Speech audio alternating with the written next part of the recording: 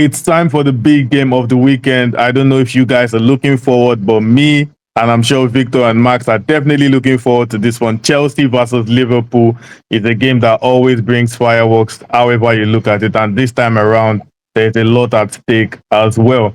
And I know this question sometimes it's quite easy, but I think you will never find a more difficult version of this question, Victor. Given the form of both sides recently, who are the actual favorites going into this game? Yeah, it is tough. It is tough this time around. You can look at the odds and see that it's really close as well. I'm still picking Liverpool here. Whether you think you want to see this as bias or not, it is what it is. I don't think either side is convincing anyone at the moment, but Liverpool at least do have the better record this campaign. Whether that actually translates into a win obviously remains to be seen, but I think Liverpool are more likely to come away with a win here. Having said that, a draw probably feels like the most likely result before kickoff, but if I need to be picking a winner, it will be Liverpool. Yeah. Moving forward, Max, something has been happening in all of Chelsea's games for their last three outings, and it's the fact that they seem to be taking a red card every single game. In fact, I think maybe I should have had this in one of our bold predictions for our prediction video, maybe. But is there a strong likelihood of a Chelsea red card in this game? I hope not, because it's been fun on the first time, the second time, but third time it's already something crazy going on, and I hope they're not getting red card to see a good game, because if it happens again, most likely Liverpool just gonna destroy them. So I'd say probably not, but it would be terrific. Okay, and still with you, Max. How big of a miss would it be for Liverpool with Alisson set to miss this game?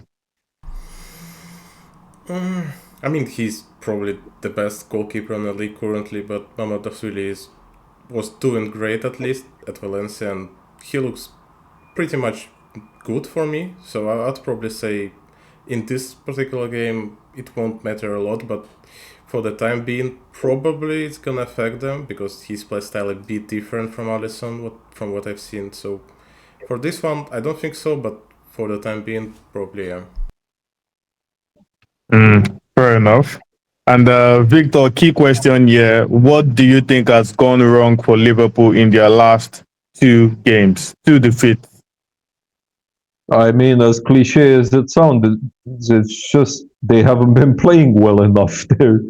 They've just been a shadow of their former selves. You would expect after this massive investment in the summer, you would think, yeah, they're gonna reach the next level, and instead they're regressing.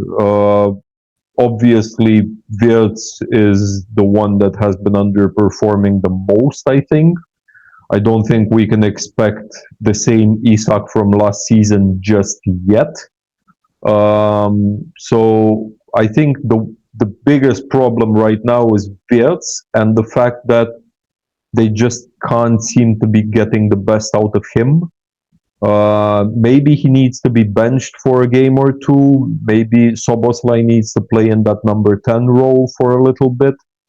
And yeah, just give Wirtz some time to find himself, bring him in when the legs are tiring in the last 15 minutes or so, or last 20 minutes of games. Let's see if he has more of an effect off the bench for the time being. Yeah, fair enough. And Max, what do you think Maresca must do or try to do if his side are to win this game?